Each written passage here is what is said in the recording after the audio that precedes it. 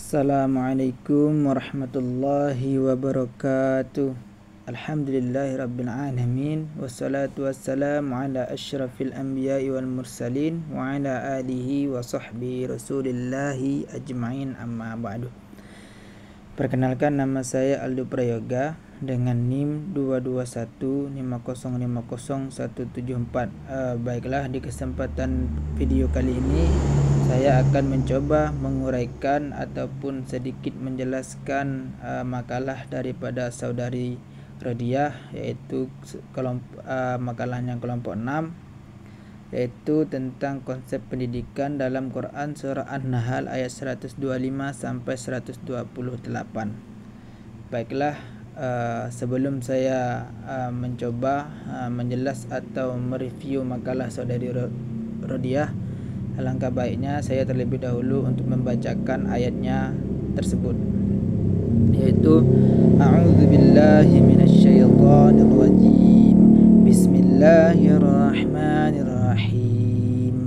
Ud'u ila sabili rabbika bil hikmati wal mau'izatil hasanah wajadilhum billati hiya ahsan. Inna rabbaka huwa a'lamu biman dhalla an sabilih wa huwa a'lamu bil muhtadin. Wa in 'aqabtum fa'aqibu bimithli ma 'uqibtum bih wa la in sabartum lahuwa khairul lis-sabirin. Wasbir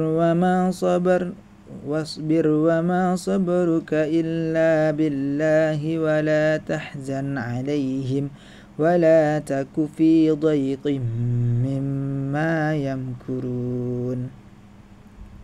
Innallaha ma'al ladzina ittaqaw wal ladzina hum muhsinun.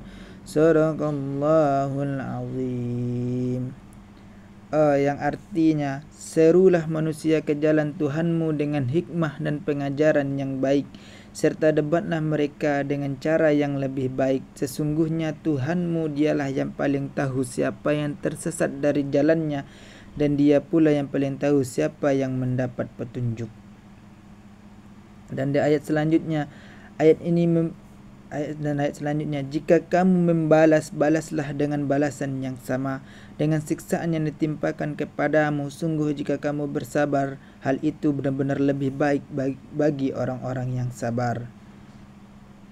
Bersabarlah Nabi Muhammad, dan kesabaranmu itu semata-mata dengan pertolongan Allah.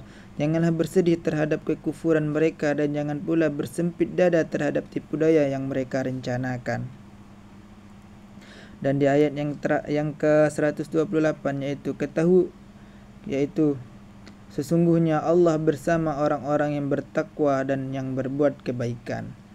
Jadi itulah penggalan ayat beserta artinya yang telah saya bacakan tadi. Dalam makalahnya saudari Rodiah, beliau merujuk dari beberapa tafsir, yaitu tafsirnya tafsir Jalalain, dan yang kedua tafsir Al-Misbah, dan yang ketiga yaitu tafsir Ibnu Katsir. Jadi dalam makalah tersebut ada tiga orang penafsir yang dicantumkan dalam makalahnya saudari Rodiah. Dapat saya simpulkan dari ketiga penafsiran tersebut bahwa dari beberapa penafsir yang telah dipaparkan di atas dapat diambil kesimpulan bahwa Quran surah An-Nahl ayat 125 sampai 128 memberikan panduan yang komprehensif mengenai pendidikan dalam Islam. Pendekatan hikmah, pengembangan akhlak, kesabaran dan ketakwaan merupakan elemen penting yang harus diterapkan dalam proses pendidikan. Dengan memahami dan menerapkan nilai-nilai ini diharapkan pendidikan dapat menghasilkan individu yang tidak hanya cerdas secara akademis, tetapi juga memiliki karakter yang baik dan berkontribusi positif bagi masyarakat. Jadi dari kesimpulan yang telah dipaparkan dalam makalah tersebut, bahwasanya dalam ayat ini dijelaskan untuk kita harus menjadi orang-orang yang bertakwa dan memiliki karakter yang bersifat positif bagi kehidupan bermasyarakat. Dan hubungan ayat ini dengan konsep pendidikan, yaitu bahwasanya seorang pendidik harus menggunakan hikmah, yaitu kebijaksanaan saat menyampaikan ilmu. Jadi seorang pendidik atau yang kita biasa bilang itu adalah seorang guru, itu ketika dia mendidik seorang yang kita didik untuk menuju jalan kebenaran, harusnya dengan hikmah atau kebijaksanaan, tanpa menjustisnya salah terlebih dahulu, yaitu dengan pendekatan yang baik. Bagaimana karakter orang yang mau kita kasih pendidikan, bagaimana caranya, harus dengan hikmah yaitu kebijaksanaan, tanpa menjelek-jelekkan atau menjustis bahwa orang itu salah. Seperti contohnya ketika orang itu berbeda dengan kita, maka kita jangan menjustis dia salah, mungkin dia berbeda dengan kita. Atau menjustisnya seperti orang yang berbeda akidah dengan kita, maka kita justis dia kafir. Itu tidak boleh.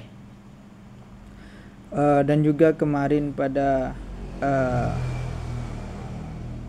ya mungkin kurang lebihnya itulah yang dapat saya sampaikan. Kurang dan lebihnya saya mohon maaf. Saya akhiri dengan usikum menafsi bitaqwallah. Wassalamualaikum warahmatullahi wabarakatuh.